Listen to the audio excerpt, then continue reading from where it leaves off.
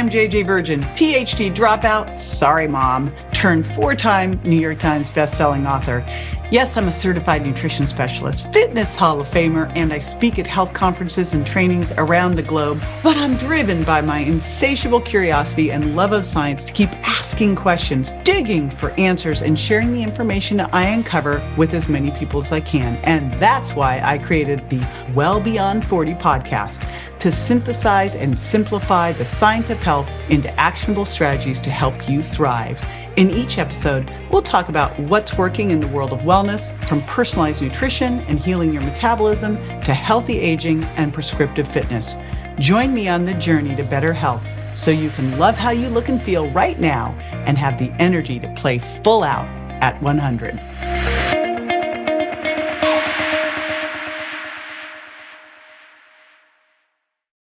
Ozempic may be the hot new weight loss drug, but it's not your only option for controlling cravings and hunger. If you want to skip the expensive injections and the potential side effects by harnessing the power of these 9 natural appetite suppressants, then tune in, because I'm revealing Mother Nature's best kept secrets for crushing hunger and shedding weight more effortlessly. And of course, the first one, wait for it, it's got to be protein. So there was a 2020 systemic review and meta-analysis that was published in Physiology Behavior that found that eating protein can help make you feel less hungry. In fact, when people had protein, they felt less hungry, they didn't want to eat as much, and they felt fuller for longer. It also showed that protein can lower levels of a hormone called ghrelin. This is a hormone produced in your stomach that makes you feel hungry, and check it out, it increased levels of hormones like GLP-1 and something called cholecystokinin, CCK. These things work to make you feel full. This is what Ozempic and Mounjaro are doing. And it was especially true when people ate at least 35 grams of protein. There's another 2020 systemic review and analysis of randomized controlled trials that was published in Physiology and Behavior Journal, where researchers found that consuming protein can reduce hunger, lower levels of the hunger hormone ghrelin, and increase levels of appetite-suppressing hormones like CCK and GLP-1. And protein also increases PYY, that's peptide YY, which also reduces appetite. So, there's massive amounts of research out there showing the positive effects of protein as basically kind of like nature's Ozempic. Right? We know that when you eat certain foods, and a lot of foods, you're going to raise GLP-1, but protein is the biggie. Plus, remember, not just is it doing this, is it improving both satiety and cravings. You also get a thermic effect from protein more than you do from carbs and fat. So about 20 to 30% of the calories from protein when you eat it are utilized in metabolizing it, in assimilating it, in muscle protein synthesis. Compare that to basically negligible for fat. You eat fat, it's very easy to store it as fat. And carbohydrates, you use about 5 to 10%. So there you go. That alone, if all you did was take some of the food that you were eating from carbs or fat and replace it with protein, not only would you not be as hungry, but you'd also have a little bit better metabolic effect. The other thing that protein is key for is muscle preservation. Here's the thing, you probably heard about these drugs causing muscle wasting. It's actually not the drugs, it's the diet. If you look at any poorly designed diet, caloric restriction with not optimal protein, it can cause anywhere from 25 to 50% muscle loss.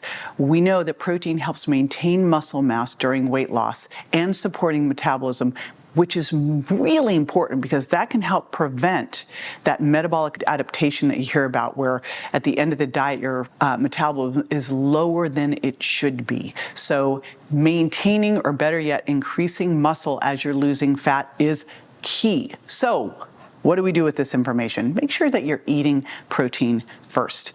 The reason I have people eat protein first is then I know that they got it in, because when you eat it first, you're not going to be as hungry. You'll make better food choices. You'll have that better thermic effect of food. So I have an Eat Protein First challenge. It's 7 days and free that you can grab at jjvirgin.com/7day, number 7, and it will take you through exactly how to do this and calculate how much protein you need.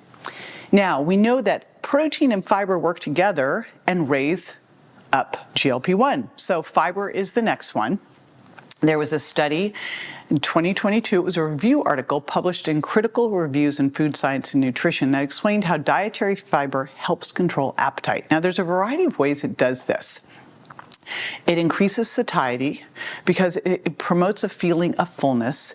It reduces overall intake, calorie intake because of this. It also slows digestion. Now we know GLP-1 slows digestion. Well, fiber does this too. And what's great about this is it's a very great way to keep your blood sugar balanced, because that means you're going to get a more gradual release of glucose into the bloodstream.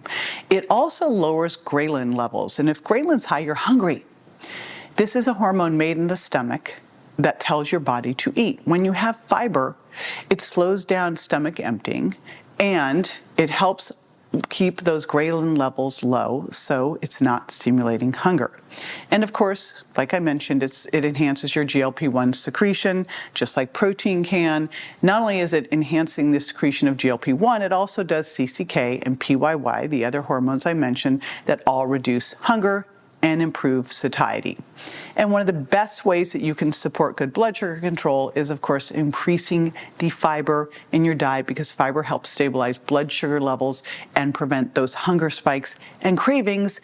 And that is not all, of course. It also is great for your gut microbiome. Fermentable fiber specifically supports the growth of beneficial gut bacteria, which can produce short-chain fatty acids that support, again, the production of GLP-1 and PYY. And one other thing it does is it adds some bulk to your diet, which is fantastic, because now you're going to feel full without the extra calories. And that bulk also helps you with increasing your transit time through your gut. It helps detoxify you. It's good for getting your cholesterol levels where they need to be.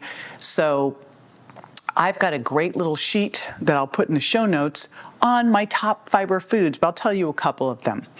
I love berries for the win. I try to eat 2 cups of berries every single day. Legumes can be another great one. And one you might not have thought about that's really great in fiber: avocado. So not only is avocado got great fats and it's got glutathione, it's a rich fiber source too. So look at how you can get your fiber levels. Turns out the average American's eating somewhere in the 5 to 14 grams a day. We want to be hitting 30 grams and up. Look how you can do that. And if you're using the Chronometer app, which I love to do, you can actually track your fiber intake too. If you're starting low, make sure that you increase over time, not overnight, and that you also are getting in plenty of water, which is my next tip for you, is water. Now, water is such an easy one. Drinking water before a meal can help you eat less, help you feel more full, help you reduce overall food intake. Now, I will tell you, full disclosure, one of the things I've changed my mind on is I used to tell people, do not drink water during the meals, because it can impair digestion and lower stomach acid. Not true. Reversed my opinion on this when I went and dug into all the research. It turns out that it's the opposite. Water can help break down food. It can allow for better absorption of nutrients and slow down digestion, which is what GLP-1 does too, right? It also can reduce calorie intake. And here's why. If you're drinking, and I hope you're not, because the last thing we want to do is drink our sugar, right? But if you're drinking any high-calorie drinks, just swap it out with water or sparkling water. And I love my sparkling water, and I'll throw in some of my Electro Replenish, and it just tastes like a soda. And that is how you can reduce your overall calorie consumption, and you won't even miss it. And we also know, of course, that water can improve the secretion of GLP-1, and it also supports a healthy metabolism. It's crazy that when you look at mild dehydration, what it can do to your metabolism. Mild dehydration can slow down metabolism, raise stress hormones, and actually it can cause your body to take glycogen from the liver, convert it to fructose, and store it as fat, which is absolutely not the way you want to go with this. It also, one other thing that happens with water is, of course, we talked about it. So often we are not hungry we're thirsty. It's like we've got this overactive hunger mechanism and an underactive thirst mechanism. So always try drinking water first. When you feel like you're hungry, have a glass of water or two and see what happens. And you can always throw a little bit of fiber into that water as well. Because one of the cool things with water is you got no calories there. Water is going to add volume without the calories, right? So you'll feel full without having added in extra energy. So there was a 2014 study that was published in the Journal of Natural Science, Biology, and Medicine that found that 50 overweight females who drank 500 milliliters of water 30 minutes before breakfast, lunch, and dinner, right? That's what they started with. And then this was in addition to their regular water consumption. They did this for 8 consecutive weeks, and they experienced a reduction in body weight, body fat, body mass index, and they also had appetite suppression. That's all they did. I love it when you can add before you take away. So my recommendation is half your body weight. If your body weight's in pounds, half your body weight in ounces. If you're in kilograms, then just your body weight in ounces. And then add in half to 1 ounce for every minute of exercise. And that's real exercise. If you go to the gym for an hour and you really worked out for 30. If it's hot, add a little bit more. And then I like to do electrolytes in at least 1 or 2 of my servings of water each day as well. So I use my Electro-Replenish 1 to 2 times a day too. Now, something that I've become a little bit obsessive on is allulose, mainly because I met the guys who created RX Sugar and they showed me all the research on this amazing rare sugar. So allulose is this low-calorie sweetener. In fact, it's got 0.4 grams calories per gram. And so really, it's not absorbed. It's negligible calories that gives you the sweetness of sugar. And what's cool is it doesn't raise blood sugar. So you don't get the calories. You don't raise blood sugar. In fact, it actually has the opposite effect. It's really interesting what happens with RX Sugar is you can take 10 to 15 grams of RX Sugar, remember you won't really get any calories, before you eat, and it actually can lower the blood sugar response to your meal. The other thing that they found with this, and it has to be in the right amount, about 10 to 15 grams, is that it can enhance GLP-1 secretion. In fact, studies suggest that allulose can cause the release of GLP-1 just like as if you were eating. And what's cool is it really doesn't get in there and do any kind of disruption of the gut bacteria, because some of these other sweeteners really don't do well with the with your gut, and in fact can make you have a lot of gas. That does not happen here. So you're not going to have any of those digestive issues that you might feel with some of these other sweeteners out there. So there was a 2022 study that was published in the Nutrients Journal that found that allulose suppresses hunger-associated feeding in mice and inhibits hunger-promoting neurons in the hypothalamic arcuate nucleus, which could be great and possibly counteract obesity and diabetes. So I tell you what I'll do. And here's what's interesting. I don't really like sweet that much, but I have made it a point to use RX Sugar. And so I got all of their syrups. They have vanilla and chocolate and caramel. I mean, so these are amazing. And they have plain. So sometimes I'll make like a mocha in the morning with my coffee, or I'll put it into my smoothie. So I get my 10 to 15 grams there. The other thing I like to do is they have these things called Swelthy snacks, and they are fiber and allulose. So a great thing for GLP-1 and dark chocolate. And that might be my little chocolate treat for the day. They have those in caramel and vanilla and mint chocolate and chocolate. They are amazing. In fact, I'm going on a long trip and I'm taking boxes of them with me.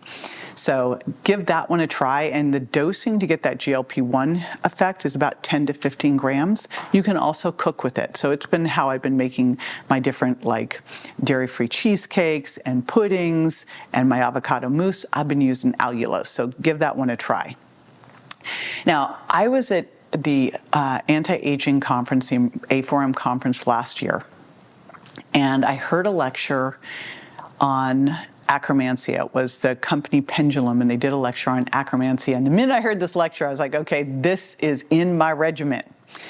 So it is a probiotic strain that can promote the secretion of GLP-1. And I've been really thinking about this going, why is Why are these drugs working so well? And could it be that we are not producing GLP-1 like we need to? Because GLP-1 does a whole host of great things in the body beyond just, the satiety signaling. And it turns out that if you're insulin resistant, if you've got fatty liver, which we now know 25% of people do, most people don't know they do, if you've got any kind of poor metabolic health, you're obese, you will have impaired GLP-1 secretion. So this is one of those ways I look at it and go, you could rehab your gut using Akkermansia. It's got, beyond raising GLP-1, it's got a bunch of other benefits. It improves your gut barrier function, so it can help with leaky gut, it can lower inflammation, it can help get your gut microbiome healthy, and it can improve metabolic function and reduce fat storage. So I am all in on this one. I've been taking it since last December. There was a 2019 randomized, double-blind, placebo-controlled pilot study that was published in Nature Medicine that examined how taking Akkermansia muciniphala affected metabolic parameters like insulin sensitivity and body weight. And while the study didn't specifically focus on appetite control, the improvements in insulin sensitivity and reductions in body weight suggest that supplementation with Akkermansia might indirectly influence appetite by affecting metabolic processes related to hunger and satiety. For example, improved insulin sensitivity could help regulate blood sugar levels, which might affect appetite regulation. And additionally, body weight and fat mass reductions could change appetite and food intake over time. Now, the other one that I started taking alongside Akkermansia, well, I was at another conference in February. I was speaking at something called the Integrative Healthcare Symposium, a great conference in New York City in February. And I met the founder of this company, Calikerb. Turns out that in New Zealand, the government worked on this product for 10 years. They spent $30 million on this, and it was a blend of bitter hops. And what they discovered was that it acted like a GLP-1, but short acting, where you take a GLP-1, it can be in there for a week with a semaglutide or one of those with keeping GLP-1 up. This will work for a couple of hours, but a couple of hours is pretty amazing. So they had a 2019 randomized control trial that was published in Nutrients that found that taking these bitter hops extract, this is what they have the patent on, during a 24-hour water-only fast significantly reduced hunger. The study involved 30 men who fasted for 24 hours on the same day each week for 3 weeks. During the fast, they were given either a placebo or this bitter hops extract, which again is that active ingredient in Calikerb, twice a day. And those who took the bitter hops extract felt significantly less hungry during the later hours of fasting compared to those who took the placebo. Additionally, the usual increase in hunger around lunchtime was absent in those taking the bitter hops extract. So we know that it increases satiety. It can help with feelings of fullness and reduce overall calorie intake, and it stimulates GLP-1 secretion. And it also reduces ghrelin levels. And those are the hunger hormones produced in the stomach that, of course, when they're produced, they trigger hunger. It also can improve blood sugar control because it can help regulate blood sugar levels and prevent those, roller coaster spikes and crashes that will also increase hunger and cravings. But what's also cool is it enhances digestive health by promoting healthy gut function, which, of course, can then contribute to better appetite regulation. Now, another thing the founder told me about was the impact it could have on metabolism. So it turns out, and you know this if you're a menopausal woman, that when estrogen drops, your metabolism can drop a couple hundred calories a day, like 200 or so. And what she found was using this with perimenopausal women, that it was offsetting this, that the bitter compounds can enhance metabolic rate indirectly. Also, of course, that will help with appetite suppression. And there's the natural calorie control that bitter hops can do because it's reducing appetite and increasing satiety. So yes, I started taking these too. Like, wouldn't you, hearing all that stuff? I've been taking 2 before each meal. And wow. So that's another one. And of course, I've got to mention exercise. Now here's the thing, again, when you look at everything going on, anytime you've got anything going on with your health, exercise always comes in for the win. And we know that exercise can also enhance the secretion of GLP-1. It can help regulate leptin and ghrelin, which then will lead to reduced feelings of hunger. And of course, it improves your mood and gives you an endorphin release. So if you're feeling stressed, rather than going to the kitchen, go and work out, because that's going to also cause increased energy expenditure. It's going to improve your sleep. Have better sleep, you're not going to have the cravings and not going to have the hunger, and you're going to improve your gut microbiome. And of course, when you're working out, especially when you're putting on muscle, you're going to have better insulin sensitivity and better blood sugar control. There was a 2022 paper in Nature that revealed that researchers have identified a compound induced by intense exercise that travels to the brain to stifle appetite, and they're calling it the anti-hunger molecule. It's a combination of lactate and phenylalanine that they estimate is responsible for about 25% of the anti-obesity effects of exercise. And it's especially, when I look at what will do that the most, there's a specific kind of high-intensity interval training that really is going to help with that, pushing that lactate that will then go to the brain. It's called the Norwegian 4x4. So what do we do with this, with exercise? Well, I want you moving more and getting in those 8,000 to 12,000 steps every day, especially after meals. If you can't go out for a walk after meals, just do some air squats or push-ups. Suck that sugar that you ate into your muscles rather than storing it as fat, and that's going to get that nice, steady blood sugar response. And then, of course, resistance training. Not only is it going to boost your metabolism, it's metabolic spanks, but it also improves insulin sensitivity quickly. It's the fastest way to do it. Now, apple cider vinegar is such an interesting one. Right now I'm working with someone helping them lose 200 pounds, and I have them doing 2 tablespoons every single day for the different reasons you're going to hear about. First of all, there was a randomized clinical trial that was published in the Journal of Functional Foods in 2018 and showed that 15 or 30 mLs of apple cider vinegar per day combined with caloric restriction over 12 weeks effectively reduced body weight, BMI, hip circumference, visceral adiposity, which is the most important, body fat, appetite, and also increased HDL-C in overweight or obese individuals. So one of the things we know with apple cider vinegar is it can help lower the blood sugar response to the meal, may help with insulin sensitivity. So it's really easy one to integrate in. And I just have people use 1 or 2 tablespoons a day, especially before the biggest meal of your day or if you're eating a really carbohydrate-rich meal.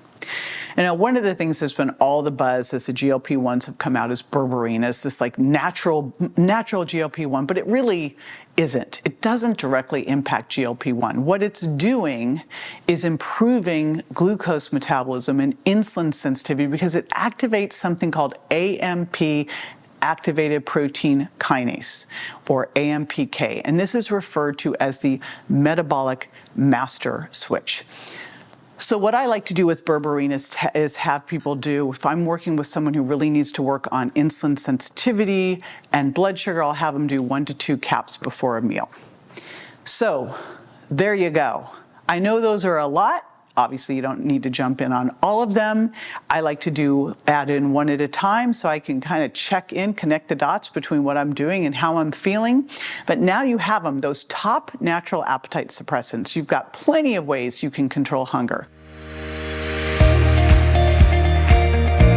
Be sure to join me next time for more tools, tips, and techniques you can incorporate into everyday life to ensure you look and feel great and are built to last. Check me out on Instagram, Facebook, and my website, jjvirgin.com, and make sure to follow my podcast at subscribetojj.com so you don't miss a single episode. And hey, if you're loving what you hear, don't forget to leave a review. Your reviews make a big difference in helping me reach more incredible women just like you to spread the word about aging powerfully after 40. Thanks for tuning in, and I'll catch you on the next episode.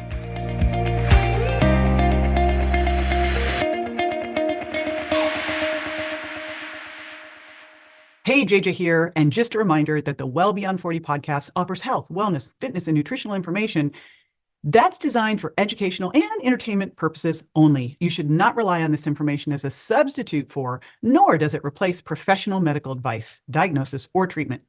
If you have any concerns or questions about your health, you should always consult with a physician or other healthcare professional. Make sure that you do not disregard, avoid, or delay obtaining medical or health-related advice from your healthcare professional because of something you may have heard on the show or read in our show notes. The use of any information provided on the show is solely at your own risk.